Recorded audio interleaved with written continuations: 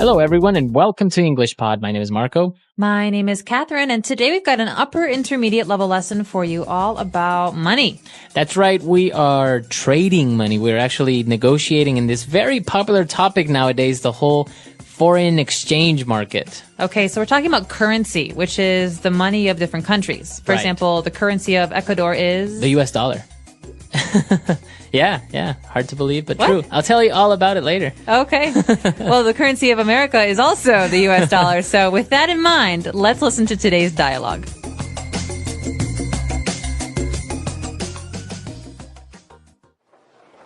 Hey, John. I haven't seen you in ages. What's new? What have you been up to? Pete, nice to see you. Well, on top of the norm, wife and kids and work, I've actually gotten into doing some trading. Trading? You big guy? What are you trading? Currencies. Currencies?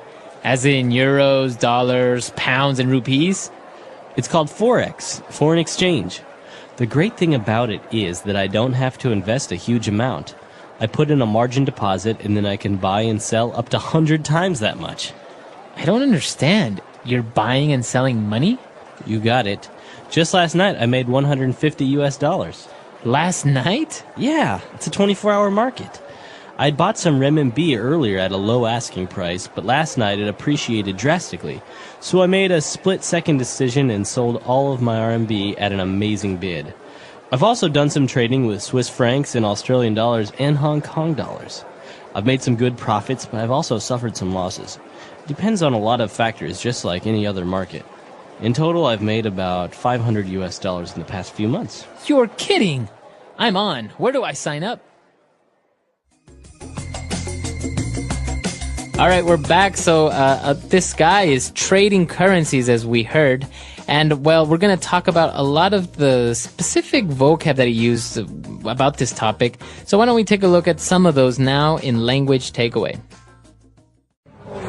Language Takeaway. Well, the first thing I think we should talk about is one of the first things that he says, actually. Peter says, I haven't seen you in ages. I haven't seen you in ages, right. So, obviously, he hasn't seen him in a long time, and that's what in ages means. That's right. So, we haven't seen each other in ages. Mm-hmm. So, what other ways can we use in ages, or the word ages? Well, you could actually say, it's been ages. So that means it's been a long time. It's been a long time, or we haven't gone out for ages. Okay, so then you can use it with for ages. For ages, in ages. So the key word here is ages, which means a long time. Long time. Okay. And, well, he hasn't seen him in ages, and the guy's like, well, you know what? I've actually gone into trading. So that means he started doing some trading. Right. Now, trading is a very broad word because you can trade, as in this case, currencies, which is basically to buy and sell currencies. But you could also trade stocks, right? Mm-hmm. You can trade stocks, or even people that are involved in import-export. They are involved in trading. Trading. So basically trading is buying and selling something. Right. So you're trading. You are exchanging a product for money, or money for a product. But the difference is you're not actually making any products. Right. Mm-hmm. Okay, so that's called trading. You're not really manufacturing anything. You're just exchanging goods and services and money. All right, so that's for trading. Now, moving on, he was explaining how the foreign exchange market works, and he says, I don't have to invest a huge amount. I put in a margin deposit, and then I can buy and sell up to 100 times that much. So, Marco, here's the question. What is a margin deposit? Because a deposit is basically money that you invest somewhere or that you pay in. Right. Well, basically, a margin deposit is like a percentage. So he basically puts in a percentage of what he intends to buy. So, for example, a margin deposit of $1,000 might be $1 or $10. Okay, so maybe if it's $10, you're talking about a 1% margin. Mm-hmm. Exactly. So that's what he means by a margin deposit, and that's why he explains that you don't have to have a large amount of money in order to trade in the foreign exchange market. You just put in a margin deposit, and then you can work around that. Well, it sounds pretty easy, but then he explains some more details about it, and it gets to be a little bit more complicated. That's right. He explained about how he makes money and how he bought some Chinese renminbi, and then he sold it because it appreciated drastically. So he bought it when it was cheap, and he sold it when it was expensive. So the price changed. Right. So this kind of price change, when something goes from cheap to expensive, it's called appreciating. Appreciation. So the verb is to appreciate. It's very different from using it in the sense of you appreciate someone, right? Like, oh, I really appreciate you. Yeah, no, it's very different. We could say this about most goods or investments. For example, my parents bought a house in 1970, and the value of the house has really appreciated over the last 40 years. So now the value is much, much greater. And actually, just mentioning it while we're on the topic, to appreciate, as you say, is something becomes more expensive. The opposite, when something becomes cheaper or maybe the value goes down, is to depreciate. Depreciate. So that D at the beginning means it's going down. Right. Okay, and moving on to our last word for language takeaway. So when he was talking about selling the Chinese currency, he said that he sold it at an amazing bid. Okay, let's talk about bid here. B-I-D, bid. What does this mean? So to bid is to place an offer for something. Okay, so for example, at an auction, when someone is selling many old objects or some art, I can bid $100. Right. And maybe someone doesn't accept my bid. But if they do accept my bid, then I pay for it. Right. So basically a bid is just another way of saying an offer.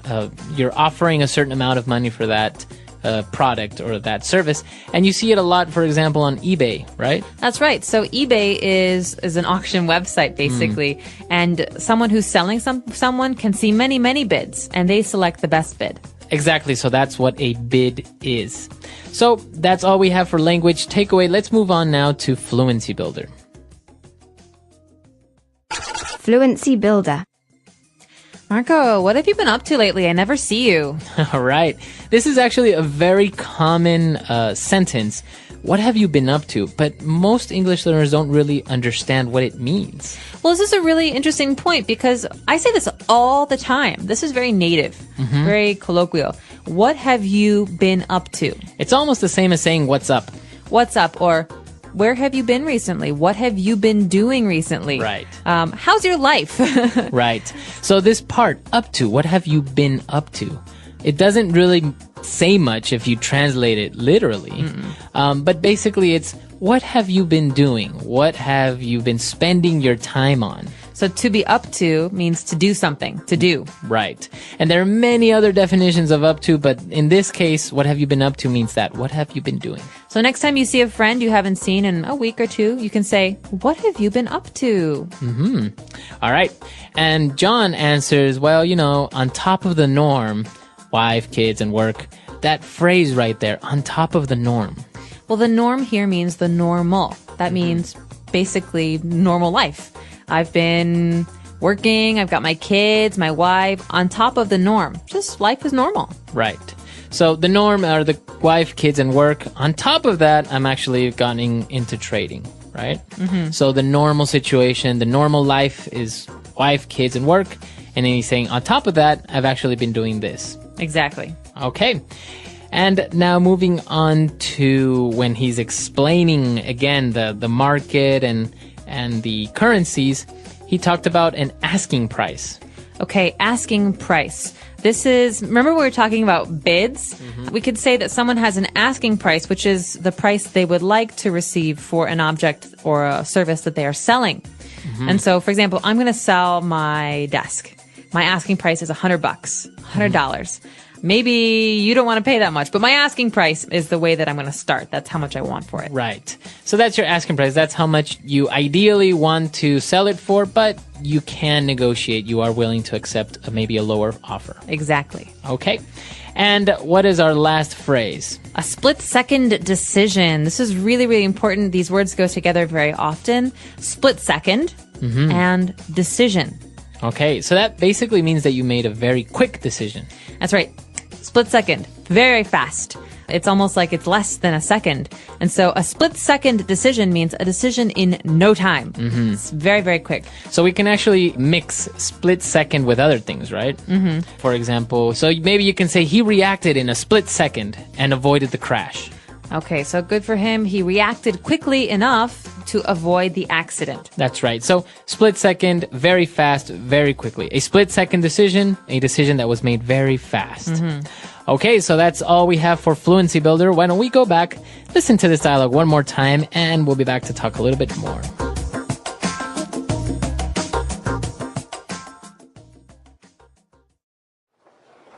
Hey, John, I haven't seen you in ages.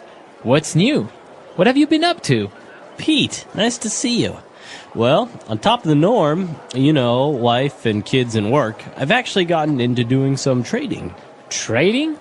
You, big guy? What are you trading? Currencies. Currencies? As in euros, dollars, pounds, and rupees? It's called Forex, foreign exchange. The great thing about it is that I don't have to invest a huge amount. I put in a margin deposit and then I can buy and sell up to 100 times that much. I don't understand. You're buying and selling money? You got it. Just last night I made $150. Last night? Yeah, it's a 24-hour market. I'd bought some renminbi earlier at a low asking price, but last night it appreciated drastically. So I made a split-second decision and sold all of my RMB at an amazing bid. I've also done some trading with Swiss francs and Australian dollars and Hong Kong dollars. I've made some good profits, but I've also suffered some losses. It depends on a lot of factors, just like any other market. In total, I've made about $500 in the past few months. You're kidding! I'm on. Where do I sign up?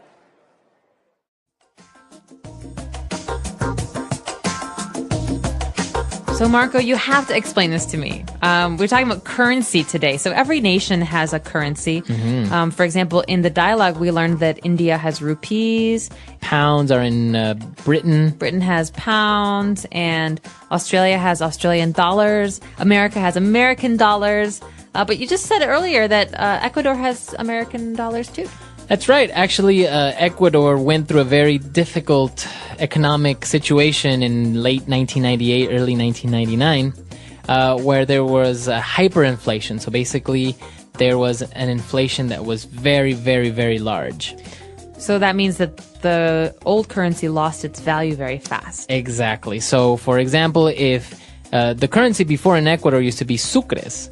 So if 10 sucres was $1, all of a sudden it was 50 sucres was $1. Oh, wow. So, and it got to the point where goods and services went from 3,000 to $1 to 25,000 to $1. Oh, okay. So people have bags full of money and it's not really worth anything anymore. Exactly. So what happened was the central bank couldn't absorb this currency depreciation.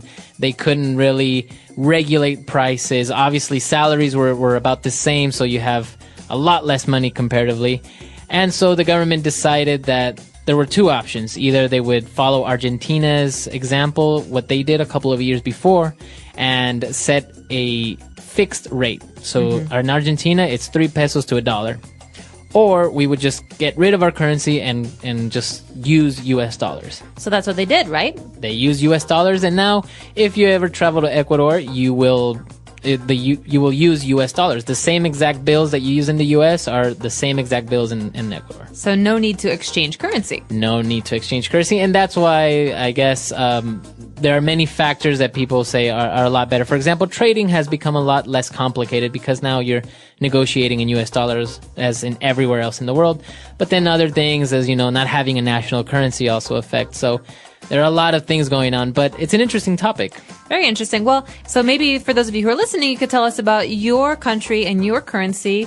What do you use? What do you spend money on? And do people buy and trade currencies where you're from? Exactly. Or maybe you can even enlighten us with with the exchange rate. Maybe usually it's a good question to ask, how much is a liter of milk? Or how much is a haircut? Right, because these are things that everyone needs, so the price doesn't change that much. Exactly. We're really curious to know how inexpensive or maybe very expensive your country is. In today's story, we'll uncover 5 powerful lessons about managing money. Lessons you might not learn in school but are crucial for achieving financial success.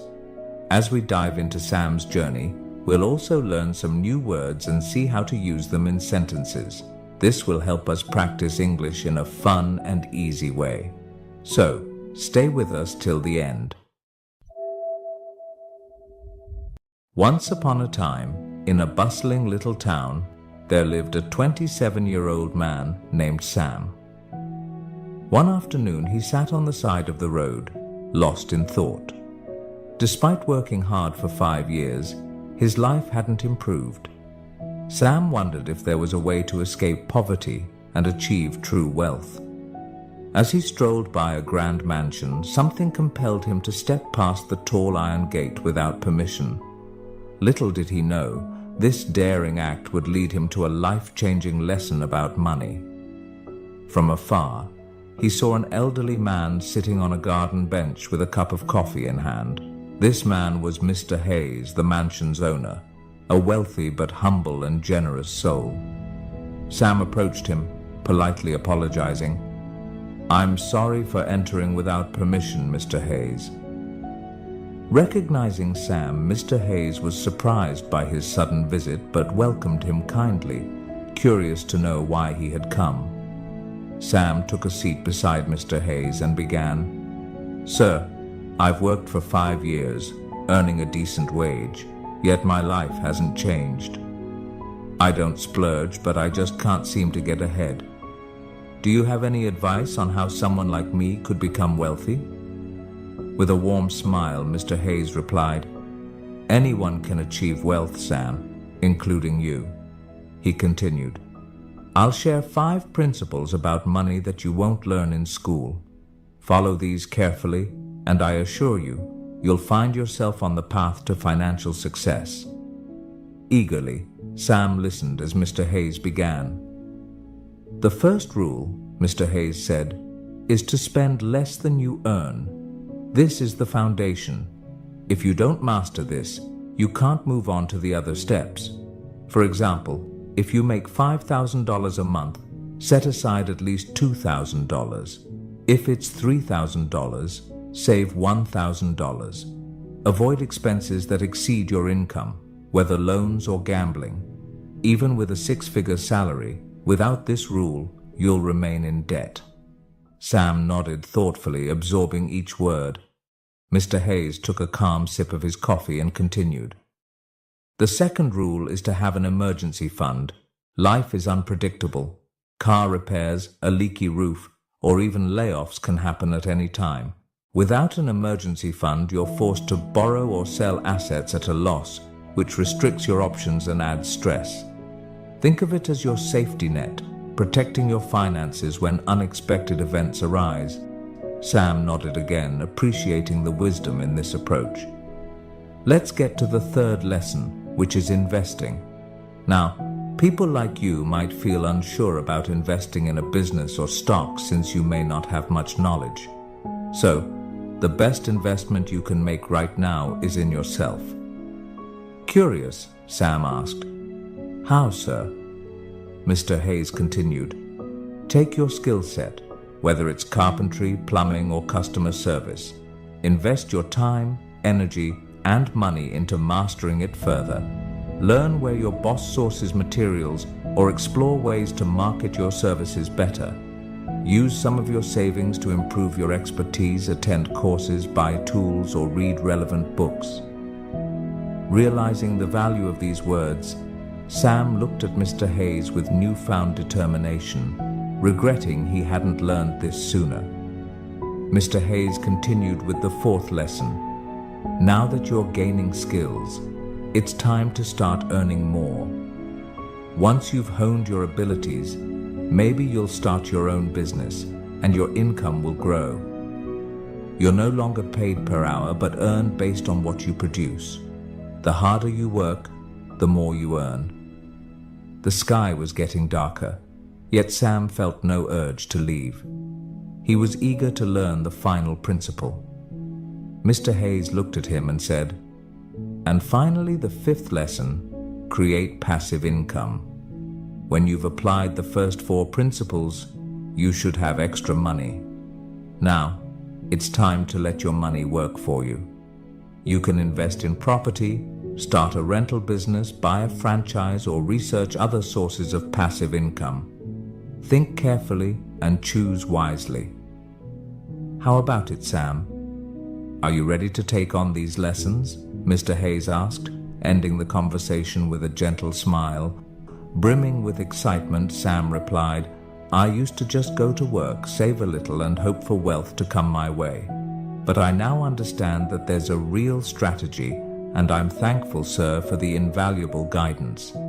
Today we learned new words and sentences through this story about wealth and financial wisdom. Remember, learning English can be fun when you practice regularly. So, keep listening, learning, and growing. Make sure to like, comment, and share how this story helped you improve your English.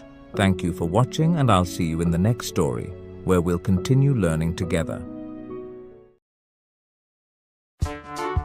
The English Pod Audio Review. Listen to the meaning, then say the vocabulary word. Something is usual or expected. Norm. The money that a country uses. Currency. The sum of money required to reinstate. Margin deposit. Taking effect rapidly. Drastically. Very quickly. Just a second. Split second. An offer to pay a particular amount of money. Bid. Let's try that faster. The sum of money required to reinstate. Margin deposit. Something is usual or expected. Norm. Very quickly. Just a second. Split second. An offer to pay a particular amount of money. Bid. Taking effect rapidly. Drastically. The money that a country uses. Currency. Now say the word and hear it in a sentence. Norm. What's the norm in this company concerning protocol? Norm. This is the norm, so you'd better get used to it. Norm.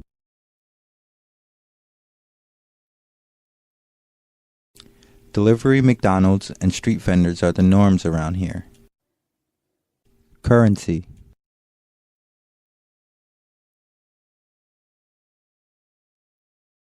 Before I went to France, I had to change some of my Canadian currency into euros. Currency. What's the currency in this country? Currency.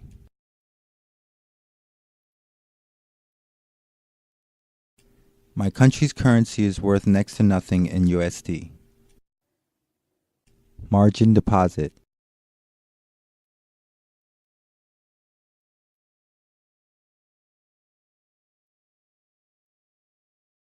He decided to start with a margin deposit of GBP 100.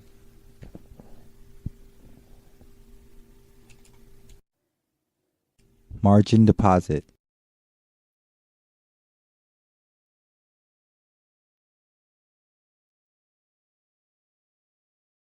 I can't believe that I can trade with USD 1 million deposit when I've only put in a margin deposit of USD 10,000. Margin deposit.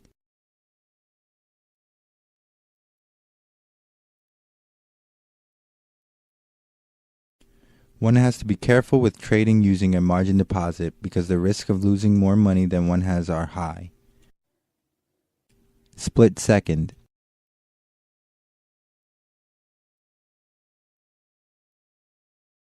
The gang members were closing in on me fast, so I made a split-second decision to run instead of fight.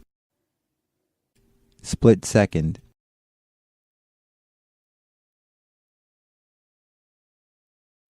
My heart pounded as I made a split-second decision and took hold of her hand.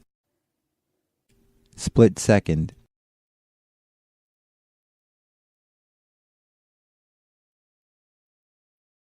My split-second decision to try a trick on my bicycle in order to impress my friends didn't end well. Bid.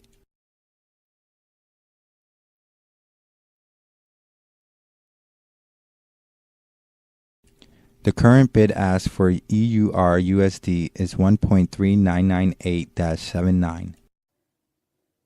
Bid.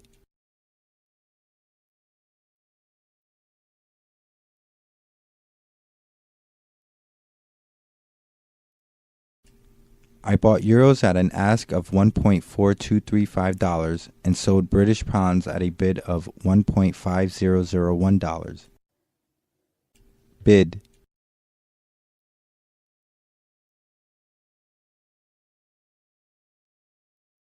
The bid for Japanese yen and the ask for Hong Kong dollars are really good right now if you trade in US currency.